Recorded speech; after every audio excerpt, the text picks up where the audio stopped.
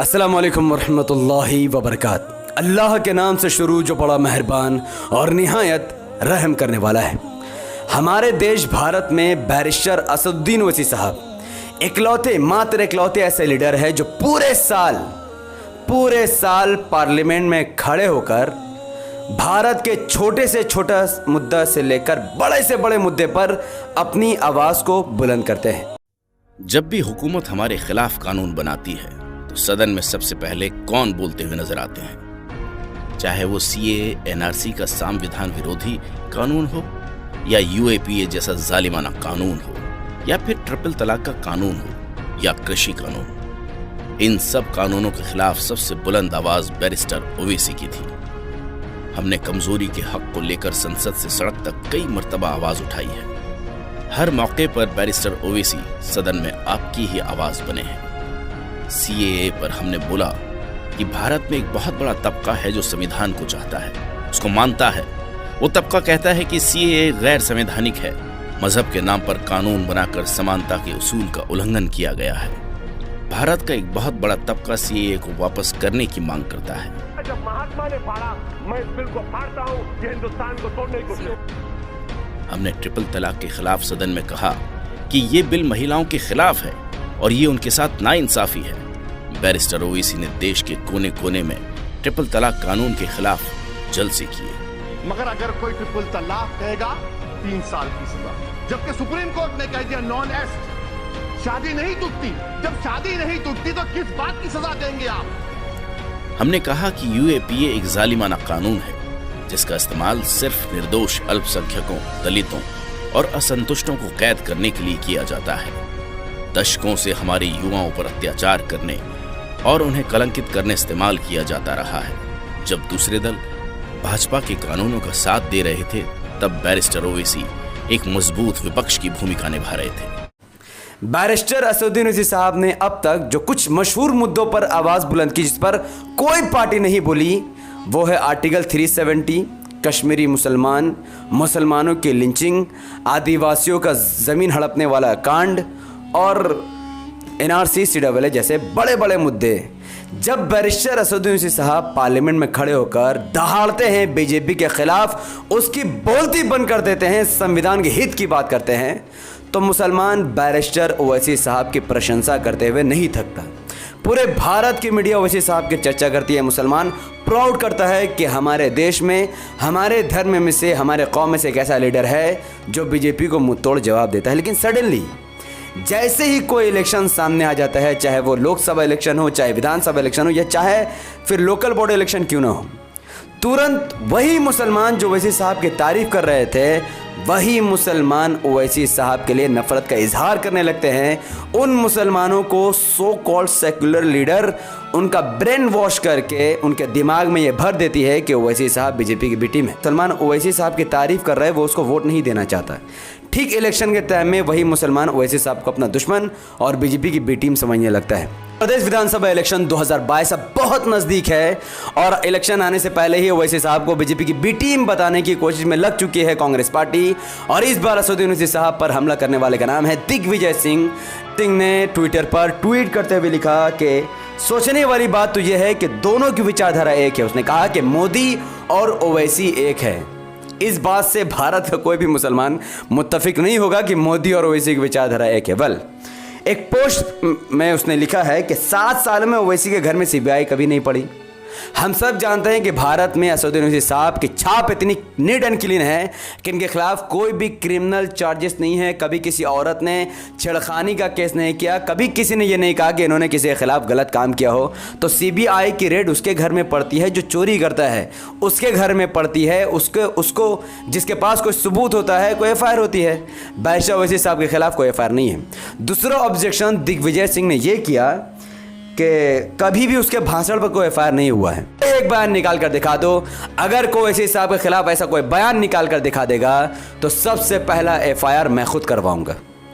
पर अल्हम्दुलिल्लाह सुम्मा अल्हम्दुलिल्लाह, बैरिस्टर असदुद्दीन ओवैसी साहब मुसलमानों के बीच जलता हुआ वो चिराग है जिसकी हिफाजत खुद अल्लाह कर रहा है।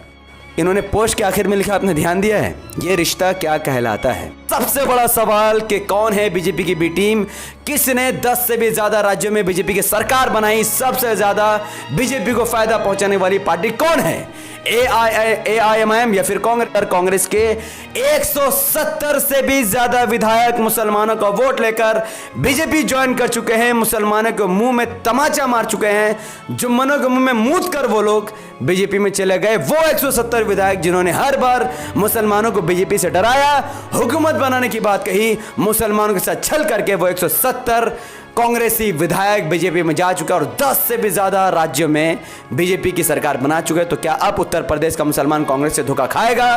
क्या अब भी वो एमआईएम को बीजेपी की बी टीम कहेगा? उस मध्य प्रदेश में कांग्रेस के 22 एमएलए ने कांग्रेस पार्टी को लात मारकर मुसलमानों को वोट लेकर बीजेपी से मुसलमानों को डराकर कांग्रेस से जीतकर वो लोग बीजेपी में शामिल हो गए और मध्य प्रदेश में बीजेपी की सरकार बना ली। गुजरात, कांग्रेस के 4 विधायक बीजेपी में शामिल। महाराष्ट्र, कांग्रेस के 6 विधायक बीजेपी में शामिल। गोवा, कांग्रेस के 10 विधायक बीजेपी में शामिल।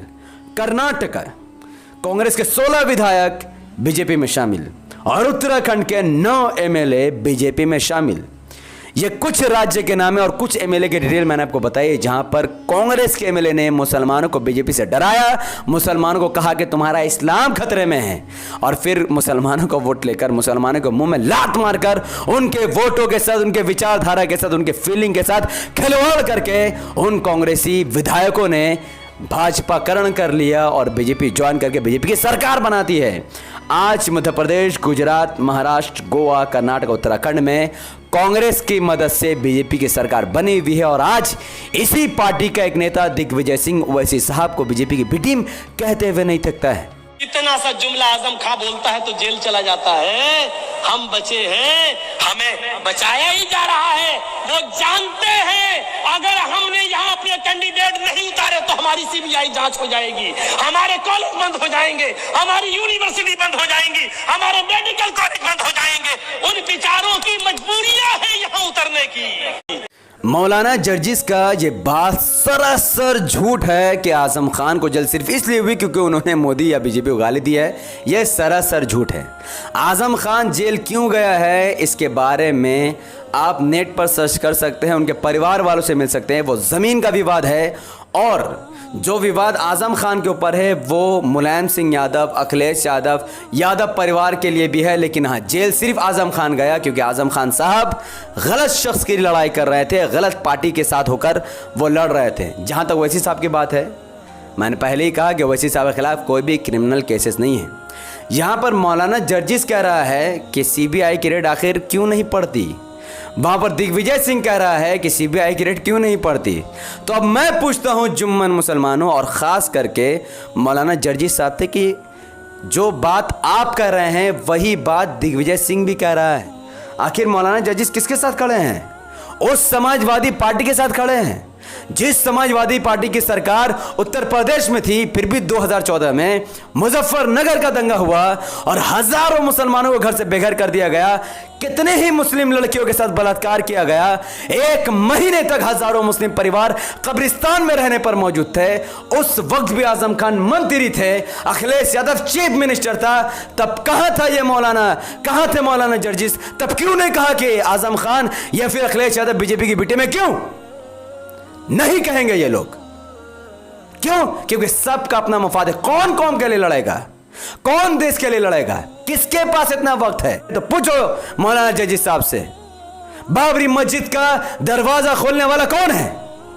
बाबरी मस्जिद हिंदुओं के हाथ में अगर देने वाला कोई है तो वो राजीव गांधी है।